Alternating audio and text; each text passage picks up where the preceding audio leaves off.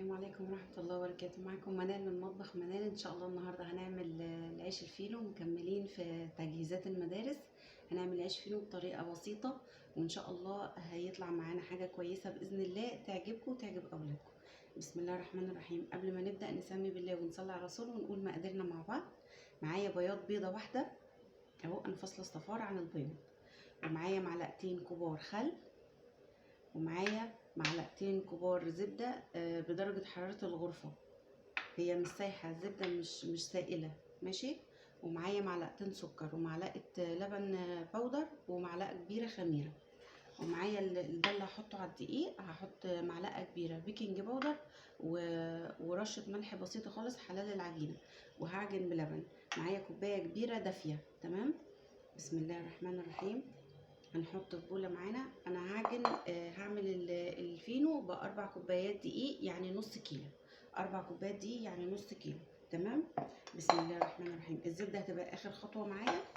هنحط بقى اللبن الدافي، كوبايه كبيره لبن دافي.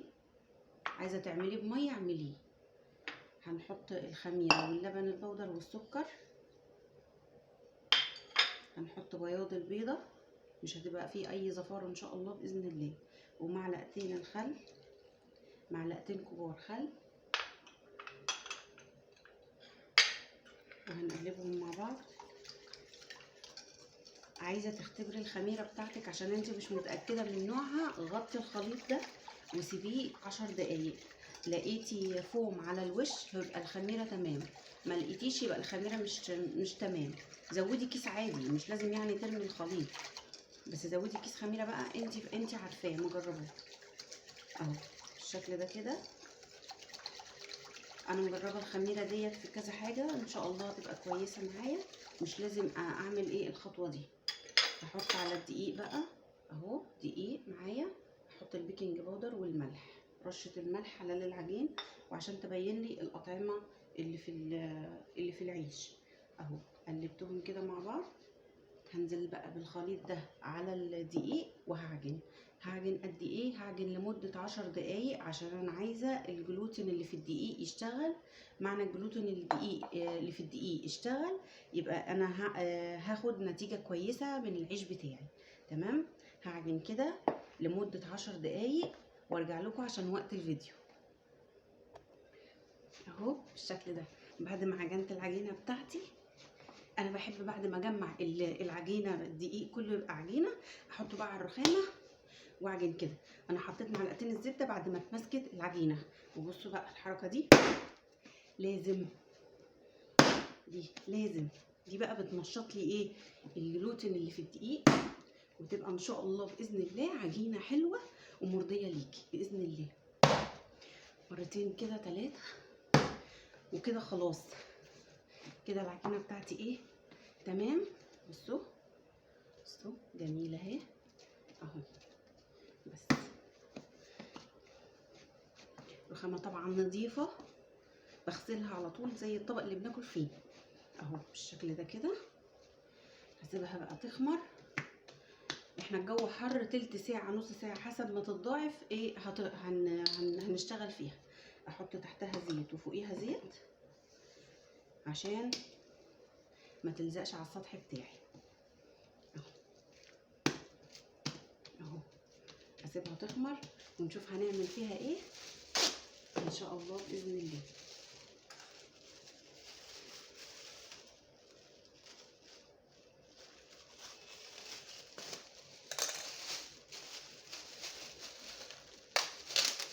اهو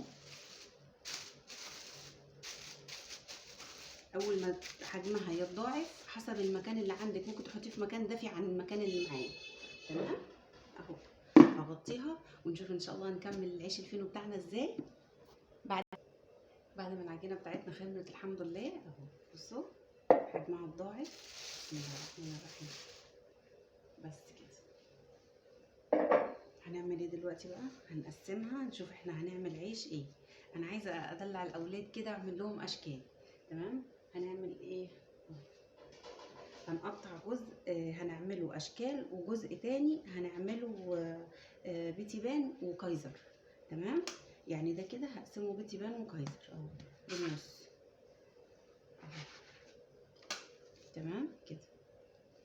ده نص كيلو، يعني انا مش هعمل كميه كبيره منه. ودوت اللي هعمله اشكال. هعمله ازاي اشكال؟ هعمله كده وافرده. تمام. على بال ما اعمل دي انا هغطي دول عشان ما ينشفوش. بسم الله الرحمن الرحيم.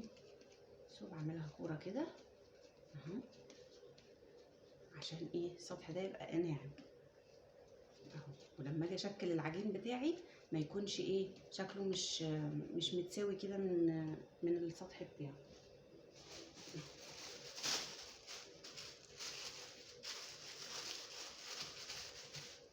بسم الله الرحمن الرحيم. انا مش هفرد، مش هرش حاجه على السطح اهو. بسم الله. بسم الله الرحمن الرحيم. هفرد العجينه دي كده بقى فرده كويسه، ما يكونش سمك تخين قوي ولا رفيع قوي عشان اعرف اشكلها.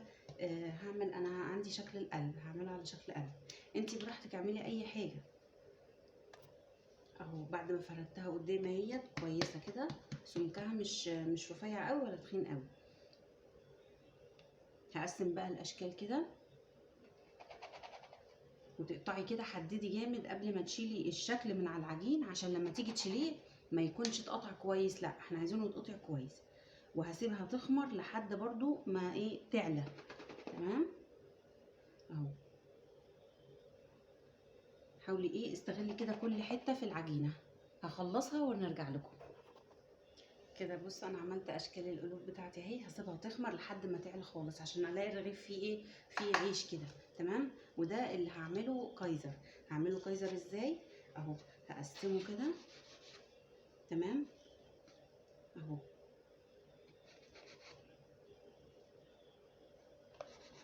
قطع كده ايه متساويه قد بعضها. وبعد ما اقطعها هعملها كوره كده. تمام اهو اهو بس. واعملها كوره كده مظبوطه. احاول ايه المها كده بس. وهو ده بقى العيش الكايزر، ده هيتضاعف مش هيبقى صغنون قوي كده. تمام. هخلص بقى الكميه ونرجع لكم.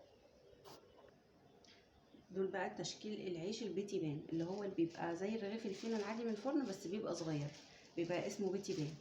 هعمل ازاي؟ هوريكم رغيف معايا عشان وقت الفيديو ما اطولش على حضراتكم. بسم الله الرحمن الرحيم. انا قسمته كور. بعد كده هعمل كده. ده كده بيبقى طول الرغيف. تمام كده بيبقى طول الرغيف. اعمله ازاي؟ هفرده بس شويه كمان كده. بسم الله الرحمن الرحيم اهو. بصوا بقى ببرم كويس قوي. واول برمه لازم ادوس كده على العجين. ليه بقى الخطوه دي؟ عشان لما اجي افتح الرغيف ما الاقيش توريق، لا الاقي كله عجين زي ما بفتح الرغيف الفينو بالظبط، الاقي عيش. فاهميني اهو كده. وابرم بقى للاخر خالص. واقوم ايه مقفله الطروف كده. بصوا مقفلاها كده. اقرص عليها جامد كده عشان الرغيف ما يفتحش معايا. اقرص عليها من الجناب كمان. بس كده. هو ده الرغيف البيتي بان، زي الرغيف الفينو العادي خالص بس بصغره بس بالشكل ده كده. هعمل الكميه بتاعتي كلها وهرجع اوريكم التشكيلات اللي انا عملتها كلها اهو. بس هو ده الرغيف. بعد ما قرصت العيش بتاعي شكلته. ده الكايزر، وده شكل القلوب اللي عملناه مع بعض، وده شكل البيتي بان برضو اللي فردناه وريتكم هنشكله ازاي. بعد ما خمر طبعا الفرن بتاعي حامي جدا عشان المعجنات بتاعتي تنجح. اول حاجه هعمل ايه؟ هعمل الكفر اللي بيغطيه اللي هو إيه عشان يديه لون. دي بخاخه عندي غسلتها ونضفتها كويس قوي وحطيت فيها بصوا يعني ربع كوبايه او معلقتين كبار لبن على كيس صغنون بتاع النسكافيه. وحليته بس ما يكونش يعني ايه مسكر قوي قوي. وضربتهم كويس كده رجيتهم عشان السكر ما يضايقنيش وانا ببخ عليهم. ليه انا عملت البخاخ احسن؟ عشان لما العيش بيخمر بيبقى رقيق جدا. لما اعمله بالفرشه ممكن التخمير بتاعي يهبط تاني. تمام. واحط على الوش سمسم اهو. سمسم ما تحطيش، حطي حبه البركه اللي انت عايزاه. دلوقتي بقى انا هعمل كده عشان خلاص السخن بتاع ال ال الفرن بتاعي حامي جدا. بخه كده بسيطه كده على العيش.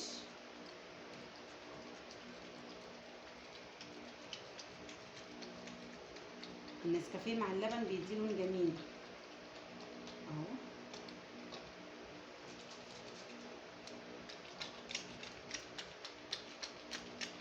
واحده كده.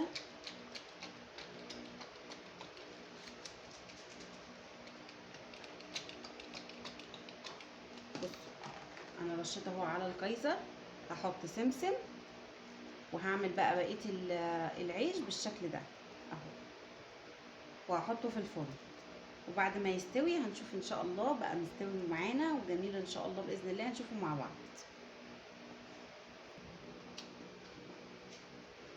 بعد ما خلصنا العيش الفينو الجميل بتاعنا، بصوا عيش خطير وريحه البيت عيش كده وخير. الخبيز في البيت بيخلي البيت في خير. بصوا معايا، من نص كيلو دقيق. اللهم صل على النبي، اللهم صل على النبي، اللهم بارك. عملنا عيش لحبايبنا الاطفال الصغننين، بصوا يفرحوا بيه. قلب جميل. بصوا التسويه بتاعته تحفه ذهب ما شاء الله. الله اكبر، الله اكبر. بصوا بقى الطراوه بتاعت العيش، شايفينها؟ جميل. وده العيش البيتي بان. الله اكبر. بصوا الرغيف بيتكلم عن نفسه اهو، ده وش اهو. بصوا التسويه قمر. بصوا التسويه بتاعته والكايزر بكل. بص انا عامله احجام كتير. بصوا ما شاء الله ما شاء الله. ده الحجم الصغير وده حجمه الكبير. اللهم صل على النبي، اللهم بارك. يبرد خالص حطيه في اكياس ثلاجه وحطيه في الفريزر. ما تجيش تحطيه تاني يوم مش هيبقى كويس لما تيجي تطلعيه. يوم ما خبزتيه يوم ما تحطيه في الفريزر، بس لازم يكون بارد.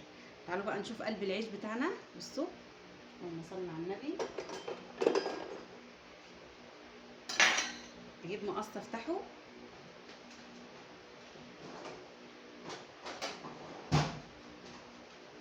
عشان نعمل سندوتشاتنا الجميله بقى. بصوا انا بفتح العيش المدرسه كده بالمقص.